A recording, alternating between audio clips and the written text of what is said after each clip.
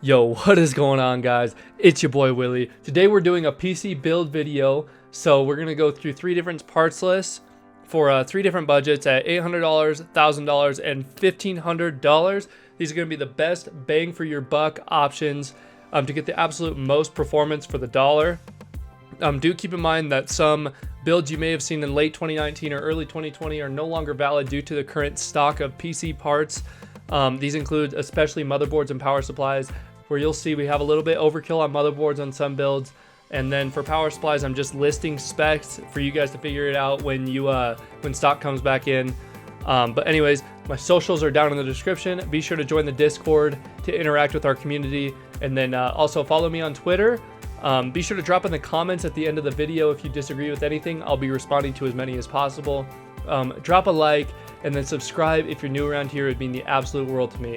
And without further ado, let's jump into the $800 PC build.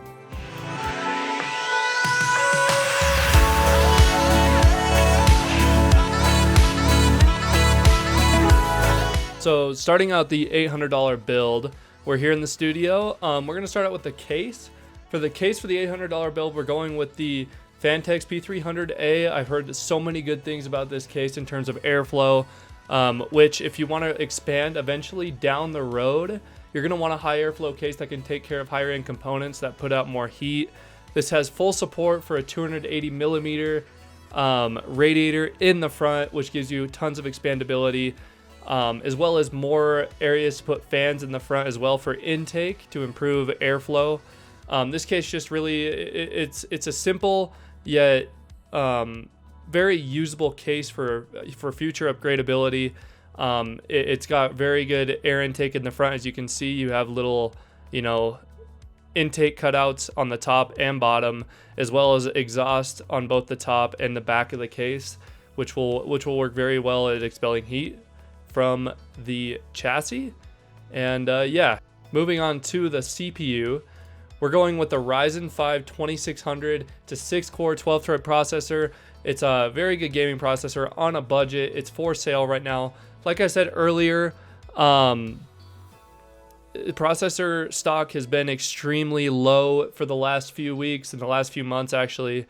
So I couldn't include something like the 1600 AF, which would have been much cheaper, or anything like the 3100 or 3300X, which would have also been much cheaper on the third generation platform. So I'm working with limited stock here, but that's what the point of this video is, to be able to give you parts that will, you'll be able to build right now in this very tough time in terms of stock.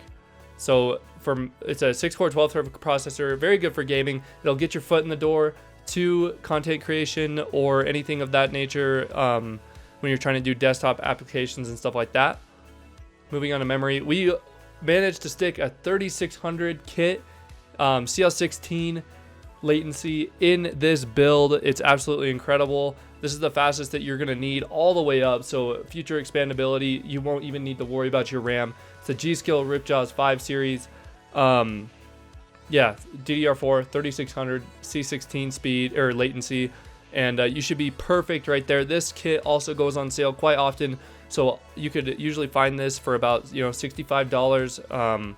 Right now I'm doing as much as I can without sales to give you guys a good idea of what you'll pay for no matter when you decide to buy it. So yeah, $79.99. This kit, 3600 speed, C16 latency. It's absolutely incredible for this build, and it will not require you to upgrade in the future. Moving on to the motherboard. See, motherboard stock has been extremely low. It's probably the worst out of all of them besides power supplies. What I had to do here was either go with a B550 or an X570 motherboard. The cheapest X570 motherboard right now is the Asus TUF Gaming, and I currently am actually using this in my system right now, so I can vouch for the reliability. The VRMs are very good on this motherboard. As you can see, hardware unboxed, did a whole video testing VRMs, and TUF Gaming came out on top. So the next closest B550 actually costed the exact same, so I said, why not just go to the X570 motherboard? Usually I wouldn't include this high end of a motherboard in an $800 build, but because of low stock, that's just what we're going to have to go with. So yeah, perfect. And not just that, but this will give you tons of upgradability in the future. PCIe Gen 4, Probably it'll also have 4th generation Ryzen compatibility, so if you're into that, then you have that option as well. For the GPU, we're going with the Geforce GTX 1660 Super from EVGA. This will give you, 60 FPS, high settings at 1080p, maybe get your foot in the door to 1440p gaming. This GPU is a great bang for your buck. You'll be able to, if you're into like the 144 hertz high refresh rate gaming, you can play 1080p, low settings, get that high refresh rate. If you're into Call of Duty Warzone, Fortnite, anything of that nature, this GPU will have you taken care of. Very simple. It can be upgraded in the future, but like I said, 1080p gaming knocks it out of the park. You'll be just fine there. For storage, we're going with the WD Blue 500 gigabyte SSD. So we do have SSD storage in this $800 build. This is going to give you fast boot times and really snappy performance when navigating through different apps in Windows. The reason I chose this is it's got tons of reviews. It's extremely reliable. As you can see, almost 1,200 reviews, 5 eggs. I mean, you can't get much better than that. I am actually using this in my system as well. It's been extremely reliable for me, and 500 gigs is kind of the sweet spot for, a budget gaming system. Always can be upgraded in the future. Like I said, your motherboard does support M.2 drives, so you always have that option. Now, a lot of you may be wondering why I am not including a power supply. Right now, power supply stock is extremely low, but I was going to recommend, 500 watts or greater, 80 plus bronze or better, and stick within that $80 range for a power supply, and that's kind of the best advice I could give you. So here is that full build for the $800 mark. Go ahead and take a screenshot wherever you need. It's all right here. So yeah, boom. Moving on to $1,000. So for the $1,000 build, we're going with much of the same components actually. Since this build video is focused on gaming performance, some of the things we're not going to change just to maximize our budget and gaming performance. Some of you may be wondering why we're going to stick with the Vantage case. It's just, there's no need to upgrade here. At $59.99, it's a great value. Also, for our CPU, we're sticking with the Ryzen 5 2600. Again, it's a great value. If you feel like it, you can upgrade for about $35 to the Ryzen 5 3600. That's personally what I would do, but just sticking with our budget as close as possible. I would go with the Ryzen 5 2600, still a 6-core 12-thread processor that's easily upgradable in the future. Also sticking with our Ripjaws 3600 cast latency 16 kit of memory. It's going to be absolutely perfect here. We don't really have to upgrade that all the way, through a $1,500 build. That's all you really need. Unless you want more RAM, you can factor that into your own budget. For the motherboard, we're sticking with the Asus TUF Gaming X570 Plus motherboard. Extremely reliable, great VRM temps. Not to mention, it includes Wi-Fi 5 and PCIe Gen 4 for future upgradability. But where the changes start to happen with gaming performance is we're going with the RX 5700 XT from Gigabyte. This is an AMD card. As far as I know, driver issues have been fixed completely on these AMD cards. This will allow you to play at 1440p, really be able to get your foot in the door at 1440p gaming, or 1080p high refresh rate, 144 hertz, 240 hertz at max settings. This should be absolutely perfect for you. As an alternative for you guys that are interested in content creation and streaming and stuff like that, obviously this RX 5700 XT does not have the dedicated encoding NVMe chip that the Nvidia cards do have, so I gave you a little bit of an alternative. If you wanted to stick with the same budget but go Nvidia's route for streaming, Best Buy has the RTX 2060 Super for $399. And I think this is a great option. So yeah, I would definitely go with this if you're interested in streaming using that NVMe encoder. Again, these two cards trade blows in gaming performance. And yeah, same thing, 1440p gaming, high refresh rate, 1080p. It would be absolutely perfect for you. No change here for the drive. As you can see, it's a very reliable SSD, always upgradable in the future. And also for your power supply, stick in that $80 range.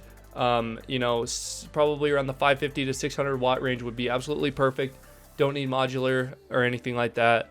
Yeah, for power supply, just stick in the 550 to 600 watt 80 plus bronze range, and you should be great. So here is your full $1,000 build. This comes out to about $1,040 factoring in the power supply. Does go a little over budget, but like I said, it's extremely worth it. And in today's climate, it's very hard to stick within a certain budget for certain components, like the motherboard, where you are forced to overspend, which could be a blessing in disguise, as later on down the road when you decide to upgrade, you'll still have compatibility there. So I am so freaking excited to bring you this $1,500 build. I think this gives you an extreme bang for your buck build that will give you so much upgradability in the future, as well as insane gaming performance right now. So for the case, we're finally changing it up, going a little bit more aesthetic. Amazing airflow in this case, the Fractal Design Mesh 5C. It's just full of mesh, great cable management in the back. This case is absolutely incredible for a $1,500 build. Should be able to keep your components nice and cool while looking extremely sleek, minimalistic, and just perfect here. It has support for a radiator and a few fans as well. And yeah, you can't really go wrong here. Now for our CPU, we're actually going with the Ryzen 5 3600. This gives you superior gaming speed, much faster boost speeds as well compared to the Ryzen 5 2600. I really love this CPU. It's a great bang for your buck. It does say it's on sale, but it's been honestly at this price for about a couple months now. You will be able to find it in the $175 range. I can almost guarantee you. Again, this is great for getting your foot in the door to heavy desktop workstation applications, such as video editing, Blender, anything like that, that you would need a higher end CPU for. This should be able to get your foot in the door to those kinds of things, and the gaming performance is honestly unmatched at this price point. For the memory, we're sticking with the Ripjaws 16 gigabyte kit, 3600, cast latency 16. Nothing to go wrong here. This is a perfect kit all the way through, like I said. Sticking with the same motherboard as well. This gives you tons of future upgradability, PCIe Gen 4, you know, the whole 9 yards. Keep in mind, dual M.2 slots, which will come in to play in just a second. Now to the crown jewel of this build. For $1,500, I was able to fit a 2080 Super into the budget. This is from EVGA. It's a 2080 Super KO. This is an absolutely incredible card. This will get your foot in the door to 4K gaming, 1440p high refresh rate. This is just an incredible card. If you want to stream, it's got that NVMe encoder. EVGA is an extremely reliable company when it comes to GPUs, and you can't really go wrong here. Again, because of this card, you will probably need a power supply upgrade. For the power supply, I would go with at least 650 to 700 watts, 80 plus bronze at the very minimum. Keep your budget within $120 and you should just be perfect for this build. For storage, we're going fast here. This will give you insanely fast boot times, extremely fast, you know, snappy speeds, opening apps, and we're going with the Crucial P1 1 terabyte. This is an M.2 drive. Put it in one of your slots for M.2s in your motherboard, your X570 motherboard, and you should be just set. Again, extremely fast boot times. I am extremely excited for this $1,500 build. It's absolutely incredible. You will see when I do a build guide on this puppy right behind me, you'll see a lot of the same parts that I've listed here. These are all used and tested by me for the most part. Some of them, such as the 2080 Super, I can't personally afford, so I have never used these things. But things like the Ripjaws 5 RAM and the Asus TUF motherboard, I have used on a daily basis. Again, if you did want to focus this more to desktop applications, you could cut down the graphics card, maybe upgrade this to a 3700X, get those extra 2 cores of performance. But since we are focused on gaming performance here, the RTX 2080 Super is going to be, other than the 2080 Ti, your best performing card that you can buy on the market right now. So yeah, that is going to do it for this build video. We covered the $800, $1,000, and $1,500 range. I hope you guys enjoyed the video. If you did, please consider subscribing and dropping a like down below. Also, if you have any disagreements or you like what you see, drop in the comments as well to let me know, and I will be responding to as many as possible. But yeah, hope you all have a great day. Stay safe out there, and peace.